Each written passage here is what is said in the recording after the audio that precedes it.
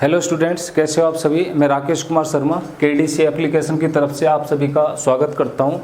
तो आज का अपना जो वीडियो अपने पास है रोटेशनल मोशन जो पीछे पड़ा था उसका पार्ट 2 है। यहाँ पर हम लोग इसको डिटेल में डिस्कस करेंगे और डिटेल में डिस्कस करने से पहले मैंने आपको इसका एक ओवरव्यू दिया था और उस ओवरव्यू में हम लोगों ने डिस्कस किया था किस तरीके से ट्रांसलेटरी मोशन को हम लोग रोटेशन में कन्वर्ट करेंगे। ठीक है, तो रोटेशन में जो आज के टॉपिक हम लोग डिस्कस करेंगे ये रहेंगे centre of mass, centre of gravity, centroid, radius of gyration, perpendicular axis theorem और पैरेलल एक्सिस थ्योरम। ठीक है, सबसे ज़्यादा क्वेश्चन बनते हैं एग्जाम में वो पैरेलल एक्सिस थ्योरम का बनता है, रेडियस ऑफ जायरेशन का बनता है, सेंटर ऑफ मास का बनता है। ठीक है, तो अभी इन तीनों का मैंने ओवरव्यू आपको पिछली क्लास में दिया था और आपको एक चीज़ बताई थी इन तीनों के बारे में कि these three are the imaginary point. Reality में एग्जिस्ट नहीं करते हैं लेकिन अपने को इमेजिन करने पड़ते हैं अगर बॉडी की अपने को क्या करनी है, स्टडी करनी है। तो मैं मान लेता हूँ ये मेरे पास कोई भी रैंडम बॉडी है, रैंडम बॉडी है तो रैंडमली इसका मास डिस्ट्रीब्यूटेड होगा। अगर यूनिफॉर्म बॉडी होती है तो हम लोग m मान लेते हैं, सेंटर पर टोटल मास कंसंट्रेटेड मान लेते हैं। अब आप पूछोगे जी इसका मास अपने को रैंडम ऐसे करके डिवाइडेड है, हम सेंटर पर यहाँ पर कहाँ पर माने, जैसे मैंने आपको रेगुलर दे दिया, बोला जी एक व्हील है तो हम मान लेते हैं जी इसका सेंटर यहाँ पर रहा होगा। लेकिन रैंडम बॉडी का तो सेंटर कैलकुलेट नहीं कर सकते हम लोग। और सेंटर कैलकुलेट करने की जरूरत क्यों पड़ती है, क्योंकि हम लोग क्लासिकल फिजिक्स पढ़ रहे हैं और क्लासिकल फिजिक्स में न्यूटन साहब अपने को एक चीज़ बोलते हैं कि अगर अपने को ऑब्जेक्ट का एग्जैक्ट मेजरमेंट करना है, एग्जैक्ट स्टडी करनी है तो अपने को क्या पता होना चाहिए, सेंटर ऑफ मास पता होना चाहिए। मतलब पॉइंट ऑब्जेक्ट हम लोग कंसीडर करते हैं तो वो पॉइंट अपने को पता होना चाहिए जहाँ पर टोटल मास बॉडी का क्या हो, कंसंट्रेटेड हो। तो देखो यहाँ पर मैंने ये पॉइंट मान लिए, इस पॉइंट को मैं m1 मान लेता हूँ, इस पॉइंट को m2 मान लेता हूँ, इसको m3 हो गया, ये क्या हो गया m4 हो गया और ये क्या हो गया मेरे पास m5 हो गया, ये m4 m5 हो गया।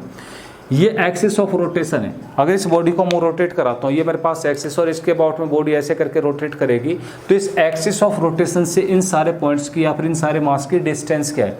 इसकी डिस्टेंस मान लेता हूँ m1, इसकी m2, इसकी डिस्टेंस r3 हो गया, सॉरी m1 का r1, r2, r3 और m5 से डिस्टेंस r5 और m4 से क्या हो गया, r4 डिस्टेंस हो गया।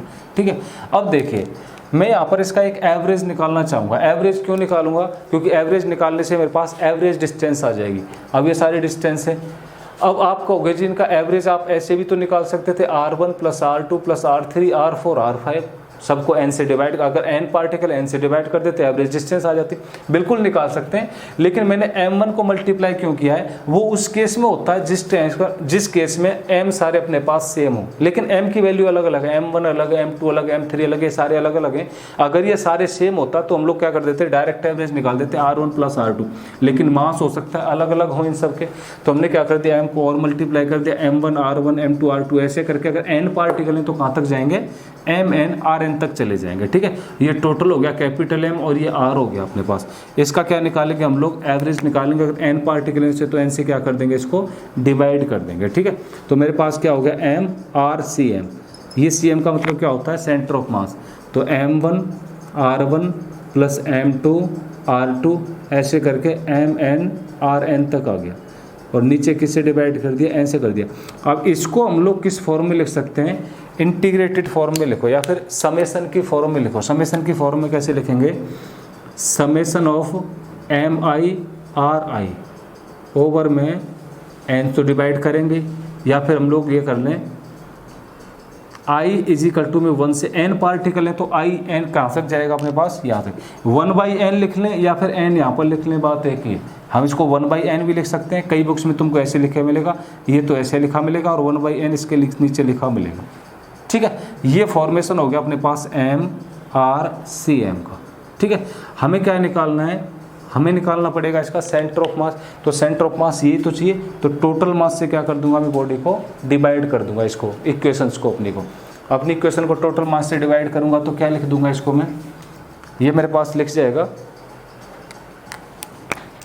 r c m is equal to में summation of m i r i। ठीक है, i इज इक्वल टू में 1 से कहाँ तक गया, n तक गया और टोटल मास से क्या कर दूंगा, डिवाइड कर दूंगा और 1/, कहाँ पर रहेगा n, क्योंकि n का हमने एवरेज निकाला था तो कहाँ पर आ जाएगा, ये n एवरेज आ जाएगा। इसमें किसी को कोई डाउट, ध्यान से देखेंगे इसको, फॉर्मूला सबको पता है, एक्सप्रेशन क्या है, the imaginary point on any body at which total mass of the body suppose to be concentrated called centre of mass. Centre of gravity की बात करेंगे तो ऐसे ही एक्सप्लेन करेंगे, लेकिन मास की जगह क्या हो जाएगा, यहाँ पर ग्रेविटी की बात करेंगे तो वेट आ जाएगा, ग्रेविटेशनल फोर्स आ जाएगा। The point on the body at which the total gravitational force या फिर total weight of the body is suppose to be concentrated. तो यहाँ पर तो हमने किसकी बात की है, मास के कंसंट्रेशन की बात की है, यहाँ पर हम लोग बात करेंगे वेट के कंसंट्रेशन की, ठीक है। और सेंट्रोइड की बात करेंगे तो यहाँ पर बात करेंगे एरिया के कंसंट्रेशन की। The point on the surface of the body at which suppose total area of the body is suppose to be concentrated. यहाँ पर क्या है, टोटल एरिया कंसंट्रेटेड रहेगा, ठीक है। इसका एक क्वेश्चन आपको बताता हूँ मैं, छोटा सा क्वेश्चन लास्ट ईयर आया हुआ है पेपर में,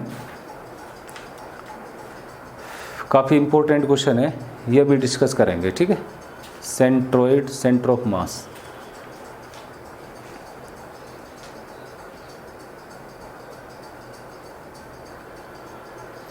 हाँ, एक एक्सप्लेनेशन है, उसने अपने को 4 ऑप्शन दिए हुए हैं। 4 ऑप्शन कैसे दिए हुए हैं, देखो मैंने यहाँ पर टोटल मास लिखा हुआ है। क्या लिखा हुआ है, टोटल मास। ये टोटल मास है क्या अपने पास, सारे मासेस का कॉम्बिनेशन भी तो है। अगर आपको एक ऑप्शन ए ये दे दे और दूसरे ऑप्शन में अगर अपने को ये दे दे जी टोटल मास की बात करेंगे तो समेशन। सेकंड ऑप्शन देखो उसने क्या लिखा हुआ है अपने पास, सेकंड ऑप्शन है RCM की बात करेंगे। तो अगर एवरेज की बात करेंगे तो एवरेज तो यहाँ से कैलकुलेट कर लेंगे। सेकंड ऑप्शन में ये लिखेगा I = में 1 से n तक हो जाएगा MIRI। अब मैं टोटल कैपिटल M ना लिख के यहाँ पर भी समेशन लिख दूँ। समेशन कैसे, I = 1 से n तक, यहाँ पर लिख दूँ M1 + M2 ऐसे करके, तो यहाँ पर MI नहीं आ जाएगा। ये MI का मतलब क्या हो गया, I से n तक जाएंगे, M1 M2 M3 M4 ऐसे M4 करके चला जाएगा अपने पास। तो इस टोटल मास को मैं अगर M के पार्ट्स में ऐसे करके लिखना चाहूँ तो लिख सकता हूँ, कोई दिक्कत नहीं है। 1/n मैंने क्यों हटा दिया, जब ये टोटल मास को मैंने M1 M2 लिख दिया तो n टाइम्स तो मास आ ही जाएगा, तो एवरेज तो ऑटोमेटिक बनेगा इसका। तो अगर अपने को B ऑप्शन में ऐसे करके लिख दे तो ये ऑप्शन भी हम लोग रोंग नहीं करेंगे, एग्जैक्ट रहेगा, ठीक है। ये तीसरा एक्सप्रेशन हो गया अपने पास।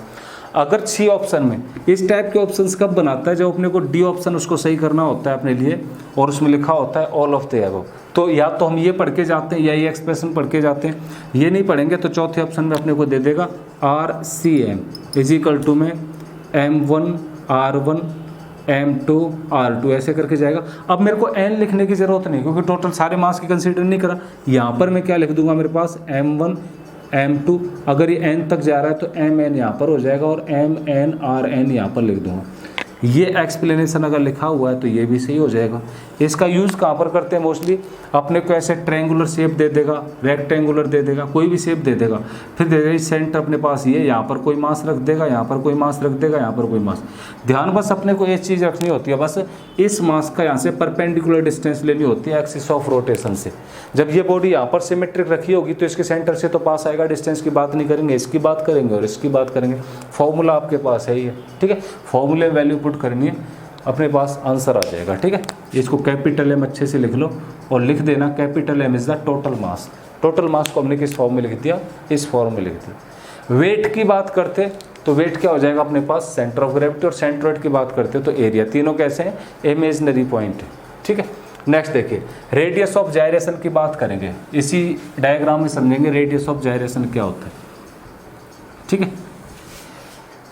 हमने पढ़ा था इससे पिछली वाली वीडियो में कि मूवमेंट ऑफ इनर्शिया I = में mr² होता है। ये सिमेट्रिक बॉडी के लिए था, किसके लिए था, सिमेट्रिक बॉडी के लिए था।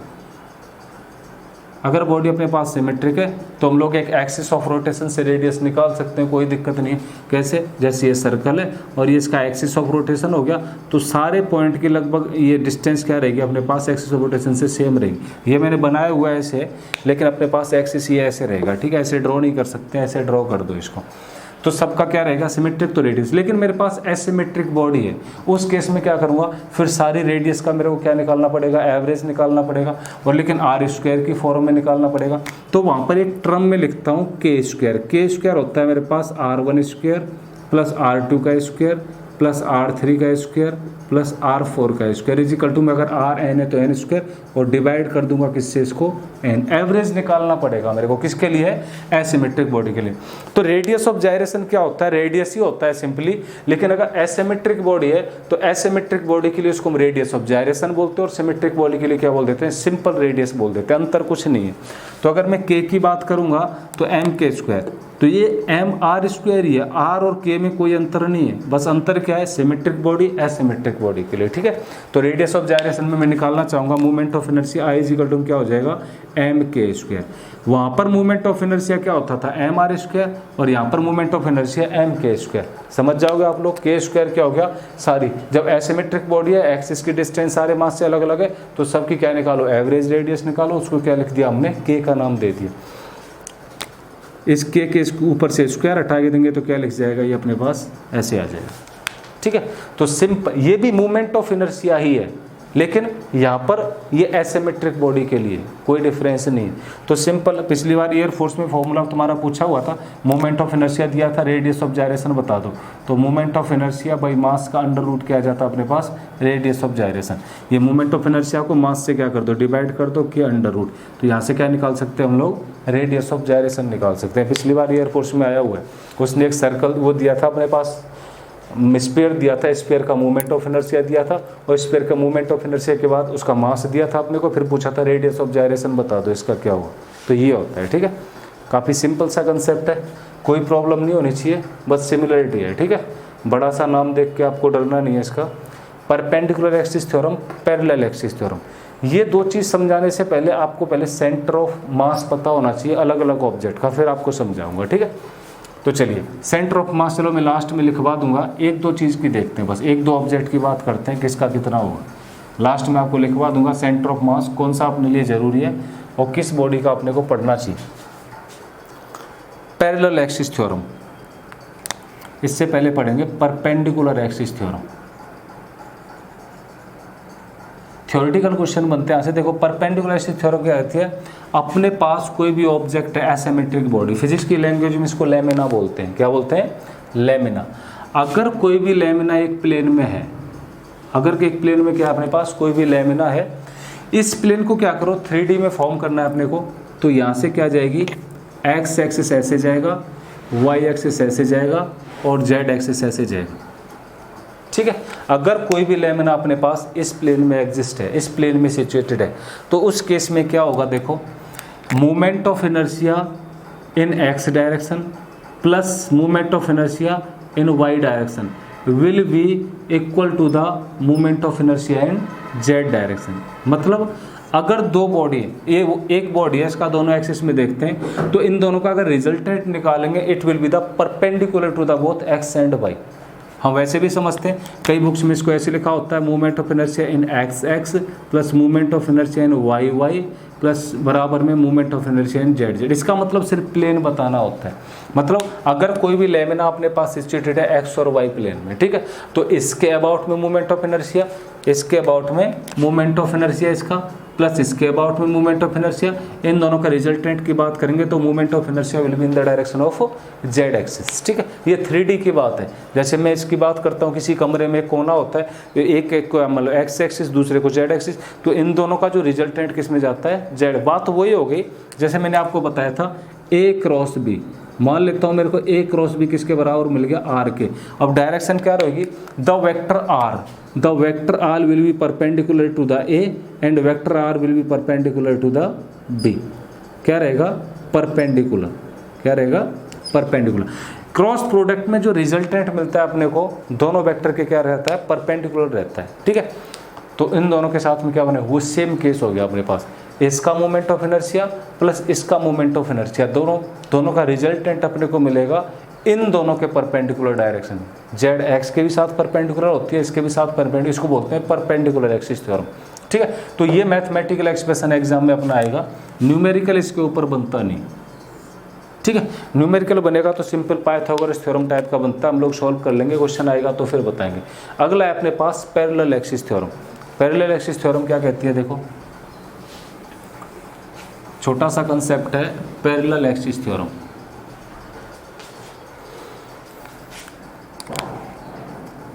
Parallel axis theorem. देखिए पैरेलल एक्सिस थ्योरम क्या बोलेगी अपने को, अगर कोई भी बॉडी अपने पास, मैं मान लेता हूँ ये कोई भी है, इसको क्या मान लेता हूँ, डिस्क, रिंग, डिस्क, कुछ भी मान लो, सबका पर मैं मोमेंट ऑफ इनर्शिया आपको बताऊंगा और एग्जाम में कैसे यूज करते हैं वो देखेंगे। ये क्या है, मेरे पास कोई भी डिस्क है, मेरे को इसके एक्सिस के अबाउट मोमेंट ऑफ इनर्शिया चाहिए। किसके अबाउट, एक्सिस के अबाउट। डिस्क क्या होता है और रिंग क्या होता है, दोनों में अंतर मैं बताऊंगा। मेरे पास मान लेता हूँ ये कोई भी है, ये तो रेक्टेंगुलर है लेकिन मान लेते हैं इसको सर्कुलर है। ये डिस्क हो गया, एक्सिस जाएगा ऐसे करके। अगर मैं आपको ऐसे बोलता डायमीटर के अराउंड, तो डायमीटर जाता ऐसे करके। डायमीटर कैसे जाता, ऐसे करके। मैं आपको बोल रहा हूँ एक्सिस के अराउंड, तो एक्सिस जाएगा ऐसे करके, ठीक है। तो ऐसा कोई भी ऑब्जेक्ट जिसमें मास क्या होता है, थ्रू आउट डिस्ट्रीब्यूटेड होता है, mass is throughout distributed, called disc. और जहाँ पर मास ओनली सरकमफेरेंस पर डिस्ट्रीब्यूटेड होता है उसको क्या बोलते हैं हम लोग, उसको बोलेंगे रिंग। तो अभी मैंने डिस्क लिखा है तो थ्रू आउट डिस्ट्रीब्यूट, इसके एक्सिस की बात करूंगा तो कैसे जाएगा, ऐसे जाएगा। जब एक्सिस के अबाउट मूवमेंट ऑफ इनर्शिया निकालते हैं तो एक्सिस के अबाउट मूवमेंट ऑफ इनर्शिया इसका होता है, यहाँ पर मैं लिख देता हूँ एक्सिस, डायमीटर नहीं समझना है, डायमीटर में अलग होता है। तो एक्सिस के अबाउट इसका मूवमेंट ऑफ इनर्शिया होता है क्या, I इज इक्वल टू में हाफ mr²। m क्या हो गया, इसका मास हो गया, और ये क्या होगी, इसकी रेडियस होगी। ये क्या होगी, इसकी रेडियस होगी। अब इसके एक्सिस को पैरेलली कहीं पर भी मैं शिफ्ट कर देता हूँ। क्या करता हूँ, इसके एक्सिस को पैरेलली कहीं पर भी शिफ्ट कर देता हूँ। इसके पैरेलल मैंने यहाँ पर इसके एक्सिस को शिफ्ट कर दिया, और ये डिस्टेंस के आगे इसकी h डिस्टेंस मान लेते हैं। Then what will be the moment of inertia about new axis. ये अपने पास ये था, इसके अबाउट में मोमेंट ऑफ इनर्शिया क्या था, I था। इस नए वाले एक्सिस के अबाउट में मोमेंट ऑफ इनर्शिया क्या मान लेते हैं, I डैश मान लेते हैं, ठीक है। Then the moment of inertia about new axis I dash will be equal to moment of inertia about the old axis, या फिर previous moment of inertia plus mass कितना है, कितनी डिस्टेंस से इसको सेपरेट किया है। अगर h डिस्टेंस दूरी पर इसको रखा गया नए एक्सिस को, this will be the moment of inertia about the new axis. नए एक्सिस के अराउंड में ये आपका मोमेंट ऑफ इनर्शिया बन जाएगा। तो इसको पैरेलल एक्सिस थ्योरम कहते हैं। अगर हम किसी भी बॉडी के एक्सिस को पैरेलली शिफ्ट कर दें, किसी बॉडी के एक्सिस को क्या करें, पैरेलली शिफ्ट कर दें, तो नए एक्सिस के अबाउट में अपने को मूवमेंट ऑफ इनर्शिया चाहिए, तो पुराने वाले एक्सिस के अबाउट में मूवमेंट ऑफ इनर्शिया कितना है, प्लस टोटल मास कितना है, मास इनटू में जितने डिस्टेंस से सेपरेट किया उसका स्क्वायर, ये नए मूवमेंट उसके अबाउट में हो जाएगा, ठीक है। जैसे मैं आपको एक इसी को आगे एक्सटेंड करके कहता हूँ, ये थी मेरे पास डिस्क, इसका मूवमेंट ऑफ इनर्शिया ये था, ये क्या है मेरे पास डिस्क है, इसका एक्सिस के अबाउट में मूवमेंट ऑफ इनर्शिया मैंने निकाल दिया। I इज इक्वल टू में क्या होता है, हाफ mr² होता है। क्या होता है, हाफ mr² होता है। इसको मैं पैरेलली शिफ्ट करके इसकी टेंजेंट पर ले आता, कहाँ पर ले आता, टेंजेंट। अब इसके अबाउट में मूवमेंट ऑफ इनर्शिया, तो ये डिस्टेंस तो मेरे पास r ही होगी, ये डिस्टेंस क्या हो गई, r होगी मेरे पास। तो नया मूवमेंट ऑफ इनर्शिया मेरे को I डैश चाहिए था, तो I dash is equal to में पुराना movement of inertia plus mr² नहीं हो जाता, मैंने तो r डिस्टेंस तक ही सेपरेट कर दिया। तो पुराना था हाफ mr² और नया हो गया मेरे पास mr²। रेडियस क्या है इसकी, r है, तो क्या हो जाएगा 3/2 mr² हो जाएगा। पेपर में कई बार आया हुआ क्वेश्चन है, वो आपको ये बोलेगा अगर हम सेंटर से इसकी टेंजेंट पर ले आते हैं, सेंटर से क्या ले आते हैं, टेंजेंट पर, then what will be the new movement of inertia, नया मूवमेंट ऑफ इनर्शिया बता दो, ठीक है। इसको ध्यान से देखो, मैं आपको 4-5 ऑब्जेक्ट का जो पेपर में आते हैं उनका मूवमेंट ऑफ इनर्शिया बताता हूँ, फिर इसको यूज कैसे करते हैं उसको देखता हूँ, ठीक है। इसको देखो ध्यान से,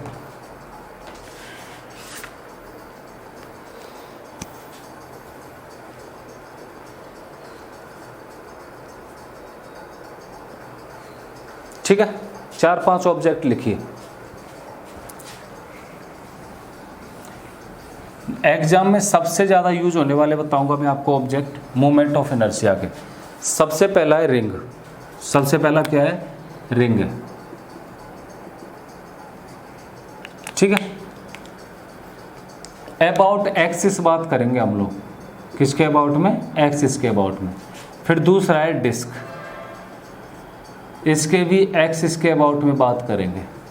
फिर तीसरा है अपने पास सिलेंडर, इसका मूवमेंट ऑफ इनर्शिया, इसके भी एक्सिस के अबाउट में बात करेंगे।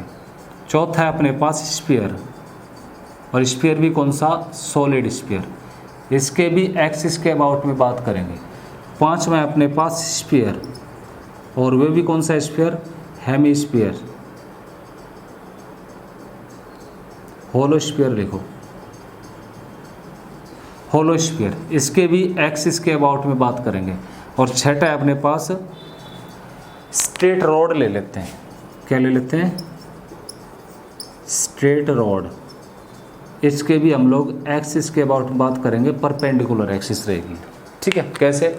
मैंने रिंग की बात की होगी, आपको पता है रिंग क्या होती है अपने पास? एक ऐसा circular object in which mass is distributed at the circumference. बीच में मास नहीं होता है, मास कहाँ पर होता है? सरकमफेरेंस पर डिस्ट्रीब्यूटेड होता है। तो इसका मोमेंट ऑफ इनर्शिया होता है अपने पास I बराबर में mr²। याद रखेंगे, ये चीज़ें आपको क्वेश्चन में नहीं गिवन होंगी, आपको याद रखनी है। ठीक है, क्यों याद रखनी है अगले क्वेश्चन में बताऊंगा आपको। डिस्क की बात करूंगा, डिस्क के अंदर क्या होता है? मास डिस्ट्रीब्यूटेड होता है ऐसे करके, टोटल मास। इसके एक्सिस के अबाउट में बात करूंगा, ये भी इसका एक्सिस होता था, इसके एक्सिस के अबाउट में बात करूंगा तो इसका मोमेंट ऑफ इनर्शिया होता है इसका आधा, हाफ mr²। क्या होता है? आधा होता है रिंग का, किसका? डिस्क का। अब देखो, हम सिलेंडर की बात करते हैं, कोई भी सिलेंड्रिकल ऑब्जेक्ट है, ये मार्कर मेरे पास सिलेंड्रिकल ऑब्जेक्ट है, तो इसके अगर मैं एक एंड को देखूंगा, एक एंड ये डिस्क टाइप से नहीं दिख रहा मेरे को, क्या है? डिस्क। तो the movement of inertia of the cylinder will be similar as to the disc.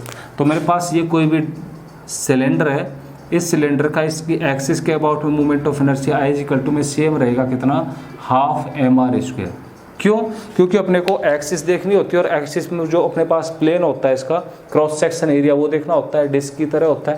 तो इसका मूवमेंट ऑफ इनर्शिया क्या होता है? सेम होता है डिस्क के जैसा। स्फीयर की बात करूंगा, अगर सॉलिड स्फीयर की बात करूंगा तो सॉलिड स्फीयर का मूवमेंट ऑफ इनर्शिया क्या होता है?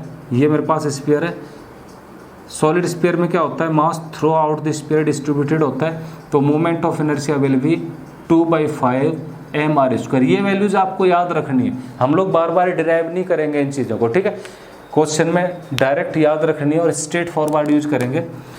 हेमिस्फीयर की बात कर रहा हूँ तो हेमिस्फीयर में मास डिस्ट्रीब्यूटेड नहीं है, होलोस्फीयर में क्या होता है? ओनली उसके सरकमफेरेंस के ऊपर होता है, एरिया में होता है।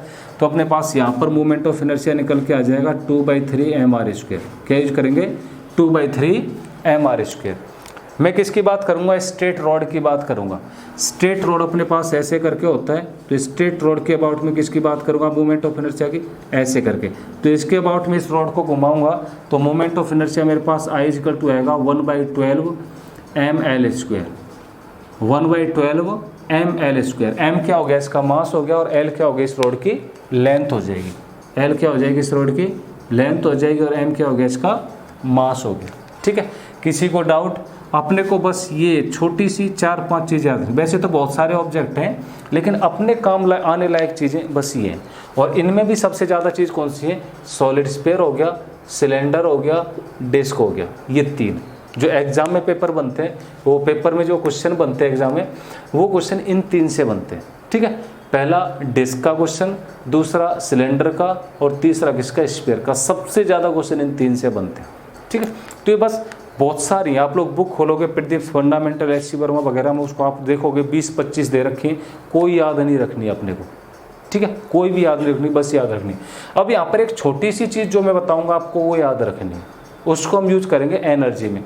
अभी मैं आपको एनर्जी बताऊंगा कि रोलिंग के केस में एनर्जी कितनी होती है, रोटेशन के केस में एनर्जी कितनी होती है, और स्ट्रेट लाइन ट्रांसलेटरी मोशन के केस में एनर्जी कितनी होती है। तो देखो वहाँ पर आपको एक चीज़ जो याद रखनी यूज होगी वो बताऊंगा। mr² का मल्टीपल क्या है? यहाँ पर 1 है। तो ये जो mr² का मल्टीपल होगा, ये यहाँ पर क्या हो गया? हाफ हो गया। यहाँ पर क्या हो गया? हाफ हो गया। 2/5 हो गया, 2/3 हो गया, 1/12 हो गया। द मल्टीपल ऑफ mr², ये मल्टीपल को हम लोग बोलते हैं, it is the ratio of k²/r²। Radius of gyration और सिंपल सिमेट्रिक बॉडी के रेडिएशन का स्क्वायर होता है, इसको क्या बोलते हैं? k²/r²। याद रखना, आपको बोलेगा नहीं, लेकिन फॉर्मूले में जब टर्म आएगा अपने पास k²/r² और लिखा होगा सिलेंडर, तो आपको समझ जाना है k की वैल्यू r की वैल्यू अलग नहीं देगा, उसने लिखा है सिलेंडर। क्या लिखा है? सिलेंडर। तो अपने को ऑटोमेटिक k²/r² की वैल्यू क्या पुट कर देनी है? हाफ पुट कर देनी है। क्या पुट कर देनी है? हाफ। उसके लिए अपने को बॉडी पता होनी चाहिए, बॉडी कौन सी दी हुई है। तो ये वैल्यू क्या होती है इन सब में? इसका k²/r² क्या हो गया अपने पास? 1, इसका k²/r² हाफ, इसका K square by are square half, इसका K square by are square 2/5, इसका K square by are square 2/3, इसका कितना हो गया 1/12 हो गया सिंपल रोड के केस में। ठीक है, तो ये के स्क्वायर बाई आर स्क्वायर बहुत ही इंपॉर्टेंट कंसेप्ट है और इसको मैं बार बार बता रहा हूँ, इसको याद रखना है, वेरी वेरी इंपॉर्टेंट है। क्यों? एनर्जी का कोई भी क्वेश्चन इसके बिना सॉल्व नहीं होगा। आपको अलग से ना तो के की वैल्यू देने वाला है और ना किसकी वैल्यू देने वाला है, आर की वैल्यू देने वाला है क्वेश्चन में। ठीक है, तो आपको बस एनालाइज करना है। मैं आपको याद करने के लिए क्यों बोल रहा हूँ इनको 4-5 चीज़ों, क्योंकि वो एग्जाम में सिर्फ सिलेंडर लिखेगा या फिर स्फीयर लिखेगा, होलो स्फीयर इस टाइप से लिखेगा, तो होलो देख के ही आपको समझ जाना ये तो मल्टीपल क्या रहेगा, के स्क्वायर 2/5 रहेगा, इसके रहेगा। एनर्जी के क्वेश्चन आराम से सॉल्व हो जाएंगे, कोई प्रॉब्लम आपको नहीं होगी। ठीक है, चलिए अब नेक्स्ट हम लोग एनर्जी का कंसेप्ट डिस्कस करेंगे इससे आगे। आई थिंक ये क्लियर होगा सबको, बिल्कुल बहुत ही आसान सा कंसेप्ट है और इसके जो क्वेश्चन होते हैं पेपर में वो छोड़ने लायक नहीं होते हैं, फ्री के नंबर होते हैं। चलिए नेक्स्ट कंसेप्ट करेंगे हम लोग। एनर्जी का कंसेप्ट मैं थोड़ा बाद में डिस्कस करता हूँ, उससे पहले 2-3 चीज़ और आपको बता देना चाहूँगा मैं। ठीक है, 2-3 चीज़ और बताऊँगा एक्सिस की हैं जहाँ से एग्जाम में न्यूमेरिकल बने हुए हैं। ठीक है, पहले तो मैं कपल बताऊँगा आपको, कपल क्या होता है रोटेशन केस में, टॉर्क, पावर और वर्क डन। रोटेशन की बात कर रहे हैं तो रोटेशन में टॉर्क, फिर बात करूँगा मैं पावर की, फिर बात करूँगा मैं वर्क डन की और फिर एंगुलर मोमेंटम। फॉर्मूले तो हमने सुबह देख ही लिए, एंगुलर मोमेंटम। तो फॉर्मूले बनाने के लिए मेरे को अलग से फॉर्मूले तो रटने नहीं है इनके लिए, फॉर्मूले हमने लीनियर वाले पढ़े हैं ना। टॉर्क क्या काम करता था, फोर्स काम करता था टॉर्क का, फोर्स इजिकल टू में एम ए होता है अपने पास। तो यहाँ पर जो टॉर्क है टार इजिकल टू में क्या हो जाएगा मेरे पास आई इंटू में अल्फा, सुबह पढ़ा था हमने। ठीक है, क्लास में। पावर की बात करूँगा, यहाँ पर पावर होता है रेट ऑफ डूइंग वर्क और यहाँ पर वर्क डन होता है फोर्स इंटू में डिस्प्लेसमेंट। तो यहाँ पर वर्क डन फोर्स इंटू में डिस्प्लेसमेंट होता है, लेकिन रोटेशनल वर्क डन की बात करूँगा ये तो टाउ हो जाएगा और डी डिस्प्लेसमेंट डी थीटा या फिर थीटा हो जाएगा। ठीक है, यहाँ पावर की बात करूँगा रेट ऑफ वर्क डन क्या है यहाँ पर टाउ इंटू में डी थीटा, उसको टाइम से डिवाइड कर दूंगा, डी टी से divide, D theta by D T omega होता है, तो टाउ इंटू में ओमेगा हो गया वर्क डन। इस केस में पावर सॉरी क्या होगी, पावर ये होगी। और यहाँ पर भी तो ये होता था पावर।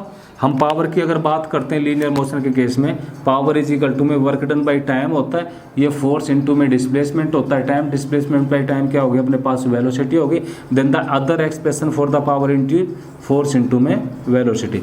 किसी भी क्वांटिटी को फोर्स को अगर वेलोसिटी से मल्टीप्लाई कर दोगे आप लोग क्या बन जाएगी, पावर बन जाएगी। यहाँ पर सेम टर्म बन गया अपने पास। लेकिन जब टॉर्क एंगुलर मोमेंटम पढ़ा है, एल इज इक्वल टू में क्या होता था एम वी आर, या फिर हम लीनियर मोमेंटम की बात करते हैं मास इनटू में वेलोसिटी। यहाँ से अगर कन्वर्ट करना चाहेंगे तो मास किसका काम करता है, आई का काम करता है, वेलोसिटी ओमेगा, तो एल इज इक्वल टू में आई ओमेगा। ठीक है, ये तो हमने डिस्कस कर लिए थे दोनों, ये अभी देख लो। लेकिन जब दो पेयर एक साथ काम करते हैं और अपोजिट डायरेक्शन में काम करते हैं उसको हम बोलते हैं कपल। क्या बोलेंगे, कपल।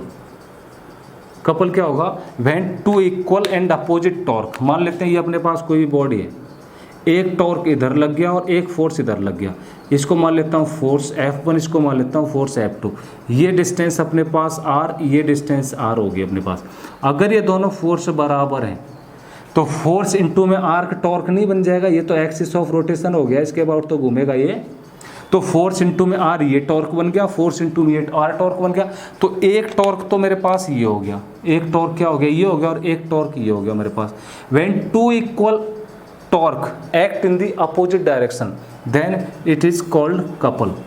क्या होता है, कपल होता है। कपल तो वैसे भी पेयर को बोलते हैं, लेकिन जहाँ पर कपल की स्पेशली बात आएगी यहाँ फोर्स इनटू में आर। इसकी एनालिसिस अभी बताऊंगा आपको।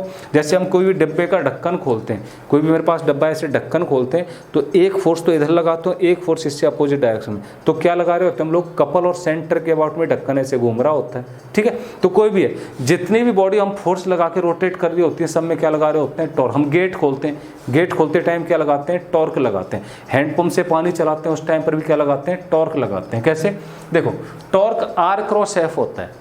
टॉर्क क्या होता है, आर क्रॉस एफ। इसको रफ कर दो एक बार, टॉर्क की एक्सप्रेशन देखेंगे।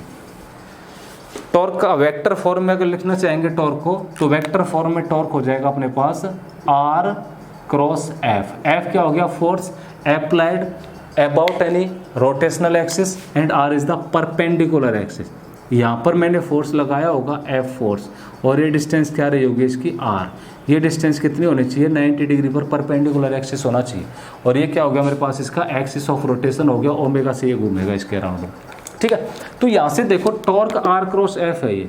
तो अगर मैं फोर्स को बढ़ा दूंगा तो आर कम नहीं करना पड़ेगा, या फिर फोर्स अगर मेरे को कम करना है तो आर को क्या करना पड़ेगा? ठीक है, ये फोर्स और ये आर हो गया। ठीक है, तो टॉर्क मैंने क्या बोला? आर क्रॉस एफ हो गया। टॉर्क क्या हो गया? R cross F. तो अगर मेरे को फोर्स कम करना है, फोर्स क्या करना है? कम करना है, तो रेडियस बढ़ानी पड़ेगी। देखिए कैसे, मैं मान लेता हूँ ये गेट है मेरे पास, कोई भी क्या है? गेट है, और यहाँ पर ये कब्जे लगे हुए हैं और गेट यहाँ पर दीवार में सेट है।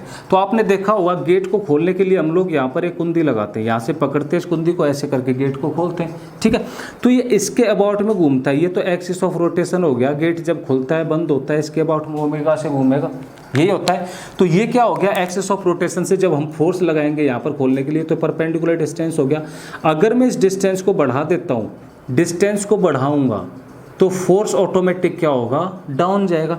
अगर मैं इस कुंडी को हटा करके थोड़ा इधर लगा देता हूँ, यहाँ पर लगा देता हूँ, ठीक है, तो मैंने क्या किया? डिस्टेंस को कम कर दिया। डिस्टेंस को कम कर दिया तो मेरे को अब ज़्यादा फोर्स लगाना पड़ेगा गेट को खोलने के लिए। क्लियर है? तो आपको हम कुंडी बिल्कुल इस साइड में क्यों लगाते हैं? क्योंकि हम इस एक्सिस ऑफ रोटेशन से डिस्टेंस बढ़ाते हैं। जब एक्सिस ऑफ रोटेशन से डिस्टेंस बढ़ा दिया, आर बढ़ा दिया, टॉर्क मेरे को कांस्टेंट रखना है, तो एफ तो ऑटोमेटिकली क्या जाएगा? डाउन जाएगा। थोड़ा इधर लगा दो भाई कुंडी को, तो फोर्स मेरे को ज़्यादा लगाना पड़ेगा, क्योंकि डिस्टेंस एक्सिस ऑफ रोटेशन से क्या कर दी मैंने? कम कर दी। हैंड पंप के केस में देखा होगा आपने, ये मान लेते हैं कोई भी नल का है आपका, और यहाँ पर आपने देखा होगा ऐसे कर कनेक्टेड एक हैंड पंप भत्ता होता है, जैसे जिसको पकड़ के हम लोग पानी निकालते हैं, यहाँ पर कनेक्टेड होता है ये। ठीक है, और यहाँ पर हम पानी निकालते हैं ऐसे करके इसके अंदर से। तो हम लोग इसको जितना लंबा, देखिए ये एक्सिस ऑफ रोटेशन हो गया, इसके अबाउट में तो ऐसे करके घूमेगा ये। जब हम हैंड पंप से ऐसे चलाते हैं तो एक से अबाउट में ऐसे करके घूमेगा। तो हमने कहा टॉर्क आर क्रॉस एफ होता है। अगर मैं चाहता हूं कि मेरे को कम फोर्स लगाना पड़े पानी खींचने के लिए, तो कम फोर्स लगाना पड़े उसके लिए मेरे को आर बढ़ाना पड़ेगा, मतलब एक्सिस से ये डिस्टेंस बड़ी करनी पड़ेगी। तो जितना ज़्यादा ये लेंगे हम लोग, जितना लेंथ ज़्यादा लेंगे उतना कम फोर्स लगाना पड़ेगा इसको चलाने के लिए। हम हैंड पंप का बिल्कुल यहाँ तक से छोटा हत्ता ले लेते हैं, फिर हम लोग चलाना शुरू करते हैं। तो मैंने क्या किया? आर को कम कर दिया, तो फोर्स बढ़ाना पड़ेगा। अब आपको ज़्यादा ताकत लगानी पड़ेगी पानी निकालने के लिए। ठीक है, हम लोग इसका तीसरा एग्जाम्पल पूछते हैं। एग्जाम में आया हुआ है, बोला जी हम गाड़ी के व्हील वगैरह खोलते हैं, नट बोल्ट कसे रहते हैं, तो रिंच होती है, रिंच पाना वगैरह जितने भी हम लोग यूज करते हैं, उनका साइज़ थोड़ा बड़ा होता है। कैसे? वो इस टाइप का बना होता है, आपने देखा होगा इस टाइप से। ठीक है, तो इस टाइप से बने होते हैं अपने पास ये इस टाइप से। ठीक है, ये होता है। तो देखो यहाँ पर तो अपना नट होता है, कैसे भी रहेगा, नट इसके बीच में आता है। मैं इसकी लेंथ जितनी ज़्यादा लूँगा, ये एक्सिस ऑफ रोटेशन हो गया। अब नट को ऐसे खोलेंगे तो ये क्या हो गया? अपने पास एक्सिस ऑफ रोटेशन हो गया। यहाँ से ये डिस्टेंस में जितनी ज़्यादा लूँगा और फोर्स लगाऊंगा खोलने के लिए, तो फोर्स मेरे को या तो इधर लगाना पड़ेगा या इधर लगाना पड़ेगा भाई, या तो ऐसे खोलूँगा या ऐसे खोलूँगा। तो फोर्स तो ऐसे लगाऊंगा और रोटे आर क्या हो गया मेरे पास? ये हो गया, ये एक्सिस ऑफ रोटेशन। तो एक्सिस ऑफ रोटेशन से जितनी ज़्यादा डिस्टेंस लूँगा उतना कम फोर्स लगाना पड़ेगा। तो इसकी लंबाई जितनी ज़्यादा होगी उतना आसानी से नट खोल सकते हो, उतना कम फोर्स लगाना पड़ेगा। लंबाई जितनी कम होगी उतना ज़्यादा फोर्स अपने को लगाना पड़ेगा। तो ये थे applications of the torque. Torque को हम लोग अप्लाई कैसे करते हैं? आपको कोई भी एग्जांपल दे देगा, ऐसे बोल देगा ये हैंडपंप का लेंथ हमने बढ़ा दिया, हैंडपंप का जो होता है पकड़ने वाला जो हत्ता होता है उस हत्ते की लेंथ हमने बढ़ा दी। अगर उसकी लेंथ बढ़ा दी तो अब फोर्स कम लगाना पड़ेगा, ज़्यादा लगाना पड़ेगा। या फिर ये रिंच पाना कुछ भी होते हैं नट खोलने के लिए, इसकी लेंथ हमने हाफ कर दी, अब बता दो जी फोर्स कितना लगाना पड़ेगा? तो सीधी सी बात है, आर हाफ करेंगे तो फोर्स डबल हो जाएगा, आर डबल करेंगे तो फोर्स क्या हो जाएगा? हाफ। आर को 1/3 करेंगे फोर्स 1/4 3 गुना हो जाएगा। आर को 3 टाइम्स करेंगे फोर्स कितना हो जाएगा? 1/3 हो जाएगा as compare to the previous applied force. ठीक है, तो इसमें किसी को डाउट कोई भी हो तो आप लोग कमेंट करेंगे। ये कुछ थे एप्लीकेशंस अपने। ठीक है, अगला कंसेप्ट है अपना एनर्जी का कंसेप्ट। एनर्जी छोटा सा कंसेप्ट है एनर्जी का, इसको देखते हैं। इसमें जो मैंने पहले आपको टॉपिक बताया, इस टॉपिक को यूज करेंगे। यहाँ पर मैं लिख लेता हूँ एनर्जी। यहाँ पर मैं 3 एनर्जी की बात करूँगा। जो पहली एनर्जी है वो ट्रांसलेटरी मोशन की एनर्जी की बात करूँगा। सेकंड रोटेशनल एनर्जी की बात करूँगा। और तीसरी रोलिंग एनर्जी की बात करूँगा। रोलिंग के केस में एनर्जी क्या होगी? तो ट्रांसलेटरी मोशन के केस में एनर्जी क्या होगी, रोटेशन के केस की एनर्जी क्या होगी, और रोलिंग मोशन में एनर्जी क्या होगी। ट्रांसलेटरी में क्या होता है, कोई भी बॉडी ऐसे होती है और ये क्या हो गया, बॉडी का मास हो गया। क्या हो गया, बॉडी का मास। और बॉडी v वेलोसिटी से आगे प्रोसीड करेगी। बॉडी क्या करेगी, v वेलोसिटी से फॉरवर्ड डायरेक्शन में प्रोसीड करेगी। ठीक है। रोटेशन के केस में क्या होता है, बॉडी पिछली क्लास में बताया है अपने एक्सिस के अबाउट में ओमेगा वेलोसिटी के साथ में रोटेट करेगी। और रोलिंग के केस में क्या होता है, ये बॉडी है, ये angle of point of contact हो गया यहाँ पर, तो इसके पास लीनियर वेलोसिटी भी होगी और क्या होगी, एंगुलर वेलोसिटी भी होगी, 3 होगी। तो यहाँ पर देखो ओनली ट्रांसलेटरी मोशन है, तो इसके पास जो काइनेटिक एनर्जी मिलेगा मेरे को, वो काइनेटिक एनर्जी मिलेगा हाफ mv²। क्या मिलेगा, हाफ mv² लीनियर मोशन के केस में। लेकिन यहाँ पर ओमेगा से घूम रहा है, तो रोटेशन का केस है, अभी पढ़ा था हमने रोटेशन के केस में। तो काइनेटिक एनर्जी क्या हो जाता है अपने पास, हाफ m का काम i करेगा, वेलोसिटी का ओमेगा हाफ i ओमेगा होगी। लेकिन जो रोलिंग का केस है, गाड़ी रोड के ऊपर जा रही है, इस रोलिंग के केस में लीनियर वेलोसिटी भी और एंगुलर वेलोसिटी भी है, दोनों वेलोसिटी अपने पास है। अगर दोनों वेलोसिटी अपने पास है इसके पास, it is the combination of the translatory plus rotational motion. Translatory motion में जो काइनेटिक एनर्जी और रोटेशनल मोशन में जो काइनेटिक एनर्जी है, दोनों का समेशन ये रहेगी। अगर इन दोनों को हम ऐड कर दें तो बराबर में क्या मिलेगा, the kinetic energy of rolling के केस में क्या हो जाएगा अपने पास, half mv² plus half i omega. क्यों, क्योंकि इसके पास लीनियर ट्रांसलेटरी मोशन भी और इसके पास क्या है, रोटेशनल मोशन भी है। अपने पास जो काम की चीज़ अपने को निकालनी थी वो ये है, रोलिंग के केस में एनर्जी कितनी होगी। अब इसको शॉर्ट फॉर्म में हम लोग लिखेंगे, इसके ऊपर कुछ भी ऑपरेशन करेंगे, देखते हैं जी क्या ऑपरेशन होंगे इसके ऊपर। ठीक है, चलिए देखते हैं। इसको मैं रफ कर दूं, यहाँ से ऊपर वाले को रफ कर दूं। आपको ये चीज़ समझ में आ गई कि ये जो अपने पास है rolling is the combined motion of the translational plus rotational motion.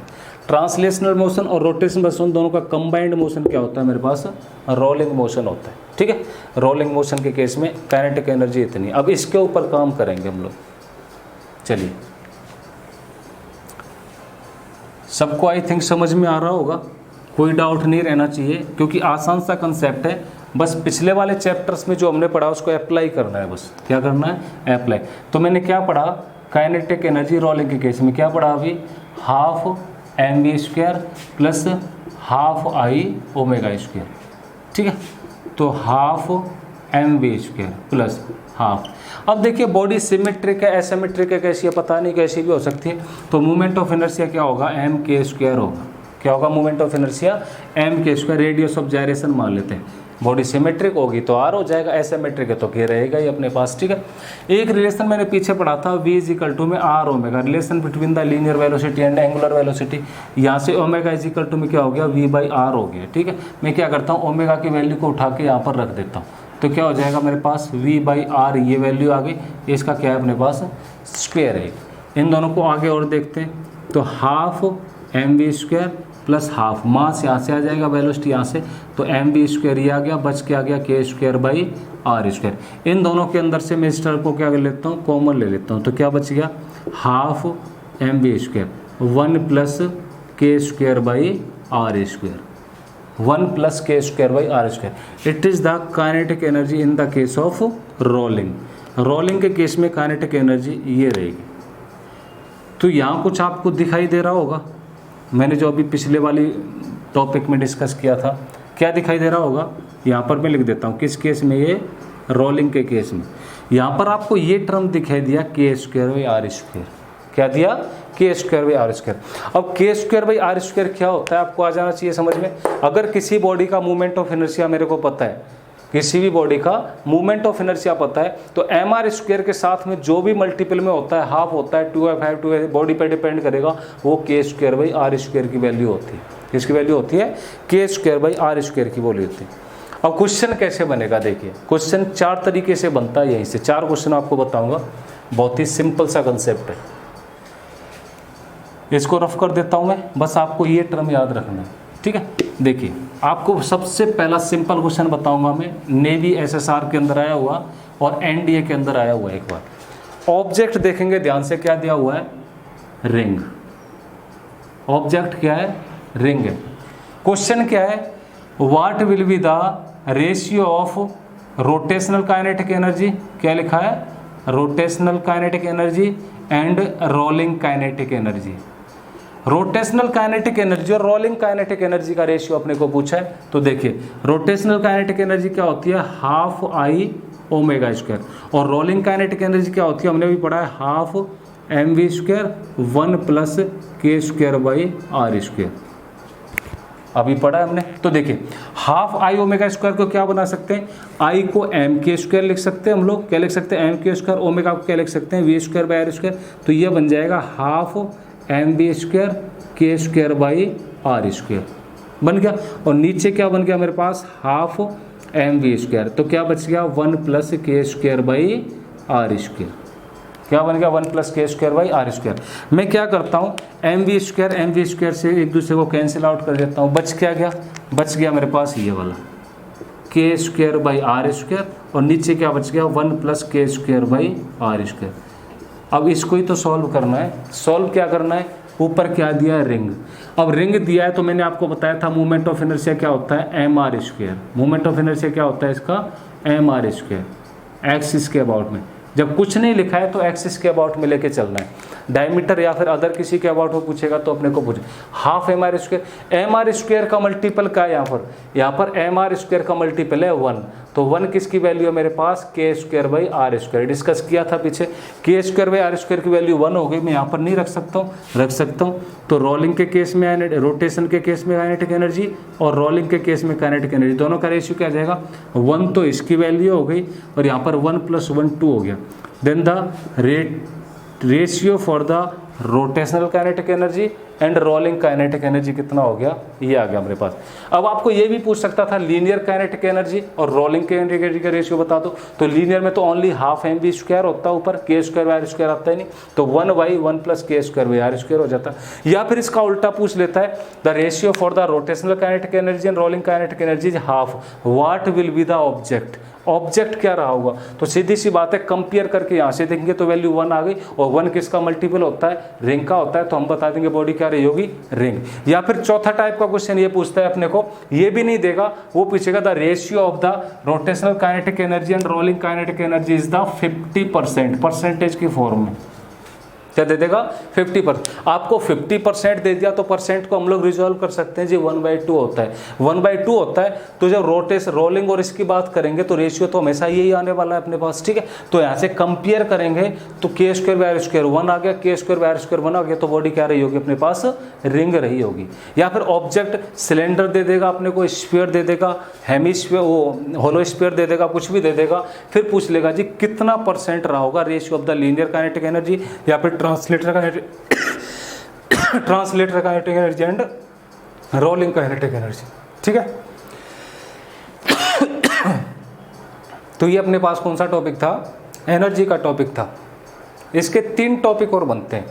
3 topic को हम लोग नेक्स्ट वीडियो में डिस्कस करेंगे। आज के लिए आप लोग इसी को स्टडी करिए, ठीक है। तो बहुत बहुत धन्यवाद सभी को। वीडियो को शेयर करेंगे अपने सभी साथियों के, जो भी साथी अप्रोच नहीं करते एकेडमी तक, उन तक शेयर करेंगे। और किसी को भी अगर प्लस कोर्स ज्वाइन करना हो उसके लिए आप कांटेक्ट कर सकते हैं। व्हाट्सएप नंबर है, केडीसी एप्लीकेशन पर रिक्वेस्ट सेंड कर सकते हैं। बैच कोड के लिए आपको इन्फॉर्मेशन में जाएंगे, वहाँ पर अनाउंसमेंट में, वहाँ पर सभी बैचेस के बैच कोड मिल जाएंगे। और या फिर इस वीडियो के डिस्क्रिप्शन बॉक्स में आपको लिंक भी मिल जाएगा और सारे बैच कोड भी मिल जाएंगे, ठीक है। तो बहुत बहुत धन्यवाद सभी को। पढ़ते रहिए, बढ़ते रहिए।